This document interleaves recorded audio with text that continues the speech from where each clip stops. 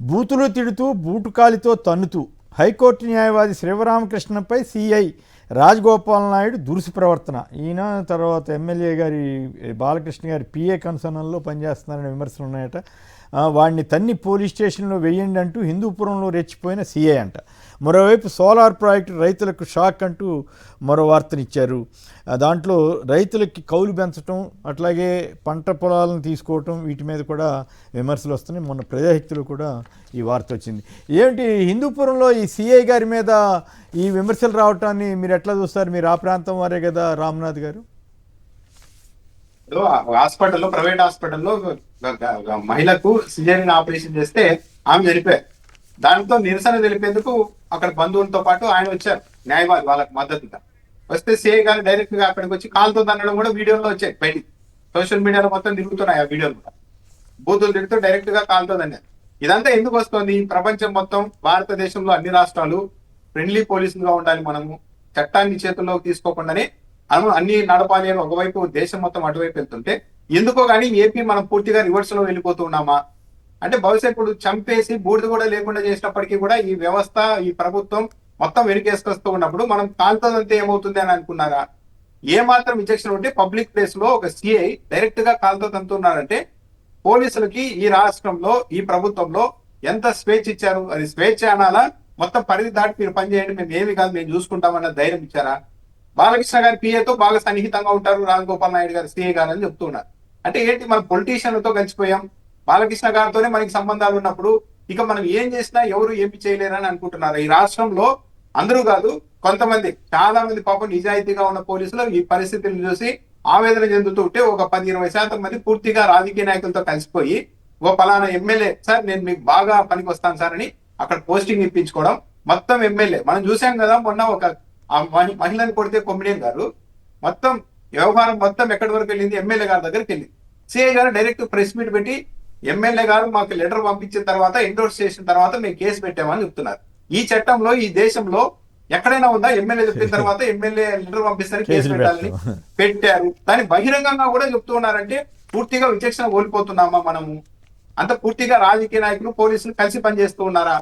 ఇది ఆందోళన కలిగించే అంశం. అంటే పోలీసులు ఏమనుకుంటున్నారు, కొంతమంది మనం కీలకమైన ఎమ్మెల్యేలతోనో మంత్రులతోనో ఉంటూ వాళ్ళు చెప్పింది చేస్తే ఇక ఈ రాష్ట్రంలో మనం ఏం చేసినా ఎవడు ఏమి చేయలేదన్న ధైర్యంతో ఉన్నారా? వారానికి ఒకరు పోలీసులు పలానా సిఐ, పలానా ఎస్ఐ వేధించడం వల్లే చనిపోతున్నామని చెప్పి వీడియోలు ఇచ్చి మరణ వాంగ్మూలాలు ఇంకో దేశంలోనే, ఇంకో రాష్ట్రంలోనే అయితే ఆ రోజే ఇంకా మొత్తం కేసు మొదలవుతుంది. కానీ ఇలాంటి వీడియోలు అనేక వస్తూ ఉన్నా కూడా కనీసం కేసులు నమోదు చేయడం లేదు, కనీసం వాళ్ళని సస్పెండ్ చేయడం లేదు. అంటే హైకోర్టులు కూడా స్పందించాలి. ఇంకో చోట అయితే సుమోటగా తీసుకుంటారు ఇంత తీవ్రమైన పరిస్థితులు ఉన్నప్పుడు. కానీ ఆ పరిస్థితులు ఏమి కనిపించడం లేదు. సాయికృష్ణ గారి కేసులో తల్లితో అనుమతి లేకుండా న్యాయవాది సంతకాలు పెట్టేసి పిటిషన్లు వెనక్కి తీసుకుంటూ ఉంటే మొత్తం ప్రశ్నించలేని స్థితిలో ఉంది మొత్తం వ్యవస్థ మొత్తం. సో ఇలాంటి వెసులుబాట్లు చూసుకునే కొందరు పోలీసు అధికారులు ఈ విధంగా ప్రవర్తిస్తున్నట్టుగా ఉంది. లేకుంటే బహిరంగ ప్రదేశంలో ఒక సిఐ కాల్తో అంటున్నాడు ఒక హైకోర్టు న్యాయవాదిని అంటే ఇంతకు మించిన దురదృష్టకరమైన సంఘటనలు ఏముంటాయి కుమ్మనేని గారు? రైట్. శివశంకర్ గారి లైన్ మళ్ళీ వచ్చింది. శివశంకర్ గారు చెప్పండి, ఇందాక పూర్తి కాలేదు మీ కామెంట్ చెప్పటం. చంద్రబాబు గారి ప్రభుత్వం ఎందుకు అంత భయపడుతోందా జగన్ గారి స్పీచెస్కి కానీ, జగన్ గారు చెప్తున్న వ్యాఖ్యలకు కానీ, అలాగే జనం వస్తున్న తీరు మీద కానీ? సార్, ఒకటి, వీళ్ళకి జనాల్లోకి అడుగు పెడితే గనక వాళ్ళకి ఒక భయం. ఎందుకంటే సార్, రెండు రకాలు ఇక్కడ మనం ఆలోచించాలి. ఒకటి, ఈ ప్రభుత్వ వ్యతిరేకత అనేటువంటిది రోజు రోజుకు పెరిగిపోతా ఉంది. అదే విధంగా జగన్మోహన్ రెడ్డి గారికి ఆదరణ విపరీతంగా పెరుగుతా ఉంది. ఇక రెండోది, ఏదైతే అబద్ధాలన్నీ కూడా వల్లె వేసేసి, ఉదాహరణకి ఈ అప్పల్ రాజు గారి అబ్బాయి తీసుకున్నాము, అది యాక్సిడెంట్ అయింది, దాన్ని మేము కూడా బాధపడ్డాము, ఖండించడం, అయ్యో దురదృష్టశాత్తు అని చెప్పారు. కానీ దాన్ని ఏం చేశారు? లేదు, ఒక హత్య చేసినట్టు, మర్డర్ చేసినట్టు సెక్షన్లు మార్చేసేసి వాళ్ళ నాన్నని యాడ్ చేసేసి రాజకీయం కనకదొక్కడానికి చేసేటటువంటి ఇదంతా కూడా చేశారు. దాన్ని వాళ్ళు సక్సెస్ఫుల్ గా yellow media, TDP fake factory జనాలందరినీ తీసుకెళ్లారు. అక్కడ ప్రాంత ప్రజలందరూ కూడా నమ్మించారు. ఎప్పుడైతే జగన్మోహన్ రెడ్డి గారు బయటకు వస్తే ఈ వాస్తవాలన్నీ కూడా, ఈ అబద్ధాలన్నీ కూడా పటాపంచలయ్యి వాస్తవాలు బయటకు వస్తాయి. ఈయన మాట్లాడితే ఆధారాలతో సహా మాట్లాడతాడు, ఏదో మనలాగా టీడీపీ వాళ్ళలాగా గాలి మాటలు మాట్లాడాడు, పూర్తిగా ఆధారాలతో సహా తీసుకొని విత్ ఎవిడెన్స్ తో మాట్లాడతాడు అనేటువంటిది ఉంది. అది ప్రజల్లోకి వెళ్ళిపోతుంది అనేటువంటి భయం ఉంది. ఇదే కాదు, ఎక్కడ ప్రెస్ మీట్ పెట్టినా కూడా డిఎస్సిలో కూడా ఏదో ఫేక్ గా అట్లా వేగ్ గా మాట్లాడకుండా పూర్తిగా ఆధారాలతో సహా కూర్చొని క్యాండిడేట్లు కూర్చోబెట్టుకొని చెప్తాడు.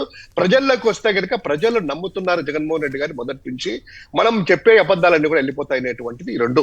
ఇక మూడోది, ఆయన చంద్రబాబు నాయుడు గారు నేను మొన్న మాట్లాడుతూ క్రిమినల్స్ పరామర్శించడానికి వెళ్తారా అది ఇది అంటారు. ఎవరు క్రిమినల్ సార్? ఏడీఆర్ రిపోర్ట్ 2 రోజుల క్రితం ఇచ్చింది. ఏడీఆర్ రిపోర్ట్ ప్రకారమే చంద్రబాబు నాయుడు గారి మీద ఎన్ని కేసులు ఉన్నాయి, ఎన్ని క్రిమినల్ కేసులు ఉన్నాయి? 19 కేసులు ఉన్నాయి. తర్వాత తన సహచర మంత్రి వర్యులు కొల్లు రవీంద్ర గారు ఇదే సీదుల అప్పలరాజు సంబంధించినటువంటి ఆయన కమ్యూనిటీ అని, అదే ఆయన మర్డర్ కేసులో జైల్లోకి వెళ్ళేసి క్రిమినల్ కేసులు ఉన్నా కూడాను ఆయన పక్కన కూర్చోబెట్టుకుని కేబినెట్ లో ఉన్నారు సహచర మంత్రులు. అచ్చెన్నాయుడు గారు ఉత్తరాంధ్ర ప్రాంతం ఆయనే, ఆమె నకిలీ మందుల కేసులు అంతా కూడా తీసుకుని దాంట్లో కూర్చొని ఆయన కూడా కూర్చుంటున్నారు. ఎవరు క్రిమినల్స్?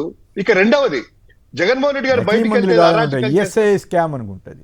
అదే ఈఎస్ఐ మందులే సార్, మందుల స్కామ్ అంటే ఈఎస్ఐ మందులు కొనుగోళ్లలో ఆ కొనుగోళ్ల తారుమారు జరిగింది అనేటువంటిది చేసే. ఇక ఈయనలాగా అంగళ్ళకి వెళ్ళినా పీలేరు పొంగునూరు ప్రాంతంలో పర్యటించినా కూడాను అక్కడ పోలీసుల మీద మా వాళ్ళు దాడి చేయలేదు, పోలీసుల మీద రాళ్లు తీసుకుపోవట్లేదు, వాహనాలను తగలబెట్టారు, ప్రభుత్వ వాహనాలు తగలబెట్టారు, ఇష్టం వచ్చినట్టు మాట్లాడారు. ఆయన అయితే కనుక చెప్పలేను కానీ అచ్చెన్నాయుడు గారు యువగలంలో పోలీసులు ఏమంటారు, ఏదో తినడానికి వచ్చారు, ఆ మాటలు మనం అదే మాట్లాడను, నేను మాట్లాడను అలాంటి మాటలు మాట్లాడు. అంత నీచంగా పోలీసుల వ్యవస్థల పట్ల వాళ్ళు మాట్లాడి ఈ రోజు అక్కడ చూశారు. ఈ హోంమంత్రి గారు వచ్చేసి బయటకు వచ్చి మాట్లాడుతా ఉన్నారు నిన్న, ఈయన మాట్లాడడానికి 2 గంటలు పడుతుందా అని. మీరు భద్రత కల్పించాలి కదా. జెడ్+ కేటగిరీ అక్కడ చూడండి, ఇప్పుడు ఆ విజువల్స్ చూడండి, ఎవరు వస్తున్నారో ఏంటో, అభిమానులే కావచ్చు, అభిమానుల సందులో ఎవరన్నా మీ వాళ్ళు వస్తే లేదా ఎవరన్నా వస్తే జగన్మోహన్ రెడ్డి ఒక్క సెక్యూరిటీ ఎక్కడండి అంటే బాధపడేది లీస్ట్ బాగా సార్. ఇది చాలా చాలా ముఖ్యమైనటువంటి విషయం. భద్రత ఎక్కడ సార్? జెడ్+ కేటగిరీ భద్రత ఎయిర్పోర్ట్ లో ఉంది, తర్వాత రోడ్డు అమ్మడి ఎక్కడన్నా ఉందా? ఒకే ఒక్కటి, జగన్మోహన్ రెడ్డి గారు వాస్తవాలు బయటకు వస్తున్నాయి, బయటకు వస్తే వాస్తవాలు బయటకు వస్తాయి, ఈ ప్రభుత్వంలో జరిగేటువంటి అన్యాయాలు బయటకు వస్తాయి. ఈ యొక్క వీళ్లకు రోజు రోజుకి గడువు అనేటువంటిది దగ్గర పడతా ఉంది. ప్రజల్లో విపరీతమైనటువంటి వ్యతిరేకత ఏర్పడింది సార్. దీన్ని ఇవన్నీ కూడా చూడొచ్చు. ఇక ఈయన బయటికి వస్తే ఎందుకు మీకు అంత భయము? ఎందుకు? ఇదే ఈ విషయాలన్నీ కూడానే. Okay right. ఓకే, ఇక అమరావతి వివరాలపై చేతులెత్తేసిన కేంద్రం, యూసీలు, ఏకైక రాజధాని హామీ, రైతులకు నిధులు తదితర వివరాలు తమ వద్ద లేవని కేంద్రం చెప్పిందట లోక్సభలో. తర్వాత అమరావతిలో వైఎస్ఆర్ ఎంపీ తనూజ రాణి ప్రశ్నకు కేంద్ర మంత్రి సమాధానం. అమరావతిలో పేదలకు దక్కని సొంతిల్లు, కేంద్రం మంజూరు చేస్తున్న PMY కింద ప్రతిపాదన శూన్యం, రాష్ట్ర ప్రభుత్వం నుంచి ప్రతిపాదన రాలేదని కేంద్రం స్పష్టీకరణ. విలువైన ఆర్టీసీ స్థలాలను ప్రైవేటు పెట్టొద్దు అంటూ పాపం ఆ ఎంప్లాయీస్ తీవ్ర ఆందోళన చెందుతూ మీటింగులు పెడుతున్నారు. ఆగస్టు 3 నుంచి వాళ్ళు ఉద్యమంలోకి వెళ్తారట. సో ఈ రెంటి మీద మీరేమని కామెంట్ చేస్తారు రామ్నాథ్ గారు? ఇప్పుడు కొమ్మినేని గారు, అమరావతి నిర్మాణాన్ని మన ఇంజనీర్లు కడితేనే అది ఒక మురికివాడ అవుతుంది అని చంద్రబాబు నాయుడు గారు అప్పట్లో స్టేట్మెంట్ ఇచ్చారు. ఆ తర్వాత జగన్మోహన్ రెడ్డి గారు 50,000 ఇళ్ల పట్టాలు ఇస్తే సెంటు కంపు అని రాశారు బహిరంగంగానే పత్రికల్లో. అంటే ఎంత పబ్లిక్ ఏమనుకుంటారో అన్న ఇది కూడా లేకుండా రాశారు. అలాంటి చంద్రబాబు నాయుడు గారు అమరావతిలో పేదలకు ఇల్లు కడతాం, డబ్బులు ఇవ్వండి లేకుంటే మంజూరు చేయడానికి కేంద్ర ప్రభుత్వాన్ని అడుగుతారని నేనైతే అనుకోలేదు. అదే జరిగింది. ఎందుకంటే 107 పట్టణాల్లో 12,000 పైగా ఇళ్ల నిర్మాణానికి కేంద్రం ఆమోదం తెలిస్తే వీళ్ళు పంపించిన ఏపీ ప్రభుత్వం పంపిన ప్రతిపాదనలే. అమరావతిలో ఒక్క ఇంటికి కూడా లేదు. ఇంకా బాగా గమనిస్తే అసలు అమరావతిలో ఇప్పుడు భూములు ఇచ్చిన రైతులను ఎంతవరకు ఉండనిస్తారు అన్నది కూడా ఒక ప్రశ్నే. పెద్దగా ఫ్లాట్లు తీసుకున్నారు, 250 గజాలు, 500 గజాలు, 1000 గజాలు ఇలా తీసుకున్న వాళ్ళని ఇప్పుడు దాన్ని డివిజన్ చేయండి, విడగొట్టండి, మేము నా 2 కుమారులకో 4 పంచుకోవాలి అనుకుంటే మాత్రం అంగీకరించకుండా CRDA చట్టాన్ని ముందు పెడుతూ ఉన్నారు. CRDA చట్టంలోనే ఉంది, ఒకసారి ఫ్లాట్ తీసుకున్న తర్వాత దాన్ని ముక్కలు చేయడానికి వీలు లేదు అని. అంటే ఏంటి? ఇప్పుడు ఒక రైతు 1000 గజాలు ఉంటుంది, కొడుకులకి పంచడానికి వీలు లేదు. ఇంకా 1000 గజాల రైతు ఏం చేసుకుంటారంటే అమ్మేసుకొని వెళ్ళిపోవాలా, పెద్ద వాళ్ళు అక్కడికి రావాలి అన్న ప్రణాళికతోనే రాష్ట్ర ప్రభుత్వం ముందుకెళ్తున్నట్టుగా ఉంది. అందుకే ఇప్పుడు అక్కడ అమరావతిలో కేంద్ర ప్రభుత్వం అవకాశం ఉన్నప్పటికీ కూడా అక్కడ ఇళ్ల నిర్మాణానికి పేదలకి ఇవ్వలేదు. చట్టంలోనే ఉంది 5% ఇవ్వాలి భూమి పేదల కోసం కేటాయించాలి, కానీ చంద్రబాబు నాయుడు గారు ఎక్కడా చేయడం లేదు. కొందరు మేధావులు అమరావతిలో మీరు మొత్తం పెద్దవాళ్ళు మాత్రమే జీవించేలాగా పరిస్థితులు సృష్టిస్తూ ఉన్నారు. ఇక్కడ ఒక బ్యాండెక్స్ లాంటి ఒక బట్టల పరిశ్రమ, అంటే బట్టలు కుట్టే పరిశ్రమ పెట్టండి, ఓ 30,000 మందికి 40,000 మందికి ఉపాధి కలిగినప్పుడు మధ్య తరగతి వాళ్ళు పేదలు అందరూ వస్తారు, ఒక సమతుల్యత ఉంటుంది. అంటే దానికి కూడా చంద్రబాబు నాయుడు గారు అంగీకరించడం లేదు. ఎందుకు అంగీకరించడం లేదంటే పూర్తిగా ఒక ఎలైట్ పీపుల్ కి మాత్రమే రాజధానిగా ఉండాలి ఈ ప్రాంతం, పవన్ కళ్యాణ్ గారు గతంలోనే ఊహించి చెప్పారు చూడండి, ఇది కేవలం కొందరు పెద్దవాళ్ళకు ఒక గేటెడ్ కమ్యూనిటీ లాగా మారుతోందని. అది అక్షర సత్యం. అందుకే చంద్రబాబు నాయుడు గారు ఈ రోజు అక్కడ పేదలకు ఇల్లు కట్టడానికి కేంద్ర ప్రభుత్వానికి కనీసం ప్రతిపాదన కూడా పంపలేదు. ఇక రెండు ఆర్టీసీ కొమ్మినేని గారు, ఆర్టీసీ అన్నది వాళ్ళు బహిరంగంగానే ప్రైవేటీకరణ దిశగా తీసుకెళ్తున్నారు. కొద్ది రోజుల క్రితమే ఆర్టీసీ చైర్మన్ గా ఉన్న కొనకళ్ళ నారాయణ గారు ఏం చెప్పారు, అసలు ఆర్టీసీ అన్నది కొత్తగా ఈ బస్సుల్ని కొనే పరిస్థితుల్లో లేదు, కాబట్టి మేము ప్రైవేట్ ఆపరేటర్లకి ఇస్తున్నా, ప్రైవేట్ వ్యక్తులు కొంటారు అని చెప్పారు ఒక స్టేట్మెంట్. రెండు, ఇంకా డీజిల్ బస్సులు అసలు కొనే పరిస్థితి లేదు అని చెప్పారు. మూడో స్టేట్మెంట్ త్వరలో అంటే 2029 అనుకుంటా, ఆనాటికి మొత్తం ఈ బస్సులే ఉంటాయి ఆర్టీసీలో అన్నారు. డీజిల్ బస్సులు కొనరు, ఈ బస్సులు మాత్రమే కొంటారు. అవన్నీ మళ్ళీ ప్రైవేట్ వాళ్ళతో కొంటున్నారు అంటే ఇంకా దాంట్లో అర్థమే ఉంది, డైరెక్ట్ గా ప్రైవేటీకరణ చేసేస్తున్నారు. ఇప్పటికే కొన్ని డిపోల్ని ప్రైవేట్ వ్యక్తులకు అప్పగించారు, మరో 29 డిపోల్ని కూడా ప్రైవేట్ కి ఇవ్వడానికి ఆల్రెడీ రంగం సిద్ధం చేశారు. దాని మీదనే ఇప్పుడు కార్మికులంతా ఆందోళన వ్యక్తం చేస్తూ ఉన్నారు. అంటే పూర్తిగా చంద్రబాబు నాయుడు గారు ఆర్టీసీని ప్రైవేట్ పరం చేస్తూ ఉన్నారు. మహిళలకు సంబంధించి ఉచిత ప్రయాణానికి సంబంధించి కూడా చాలా గొప్పగా ప్రచారం చేసుకుంటున్నారు, కానీ దానికి డబ్బులు ఇవ్వడం లేదు. అందుకని ఆర్టీసీ చైర్మన్ గారు ఈ ఉచిత ప్రయాణం వల్ల విపరీతమైన భారం పడుతుందని కూడా మాట్లాడారు. ఆ రోజు ఏంటి ఈ స్కీమ్ ఉద్దేశం ఏంటి, ఆర్టీసీ నడిపినప్పటికీ కూడా ఆ ఛార్జీలకు అయ్యే మహిళలు అయిన ఖర్చులు మొత్తం ప్రభుత్వం రిలీజ్ చేయాలి. పైగా ఇక్కడ ఒక పాయింట్ ఉందండి. పైగా అప్పుడు ఆ రోజు హామీ ఏమని ఇచ్చారు, మీరు శ్రీకాకుళం నుంచి తిరుపతి వెళ్ళొచ్చు, తిరుపతి నుంచి అన్నవరం వెళ్ళొచ్చు, ఇట్లా సింహాచలం వెళ్ళొచ్చు, ఇట్లా ప్రచారం చేశారు కదా. ఇప్పుడు అట్లా జరుగుతుందా? అన్ని బస్సుల్లోనూ ఫెసిలిటీ పెట్టలేదు కదా. ఒక్క బస్సు కొత్తగా తీసుకురావడం లేదు. ఈ మొత్తం ఇప్పుడు 40 మంది వెళ్లే బస్సులు 60 మంది కూడా వెళ్తున్నారు. దానివల్ల బస్సులు మొత్తం తుక్కు అయిపోతున్నాయి. కొత్తగా బస్సులు కొనడం లేదు. కొద్ది రోజులకి ఇప్పటికి ఆర్టీసీలో మగాళ్ళు బస్సు ఎక్కడానికి ఇష్టపడడం లేదు.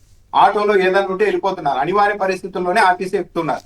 ఇలాంటి ఒక పరిస్థితిని మహిళలు కూడా చాలా మంది అబ్బో ఆ రద్దీలో వెళ్ళి ఆ హోటలు ఆ గొడవలు మనకెందుకు అని డిబేట్ ఎత్తా అంటే ఒక విధంగా ఆర్టీసీని మొత్తం వ్యవస్థని నిర్వీర్యం చేసి పబ్లిక్ ఇది ఒక ఎత్తిపోయిన సంస్థ అని ఒక పేరు వేసి దాని మీద మొత్తం ప్రైవేట్ కి ఇవ్వడానికి చంద్రబాబు నాయుడు గారు రంగం సిద్ధం చేస్తున్నారు.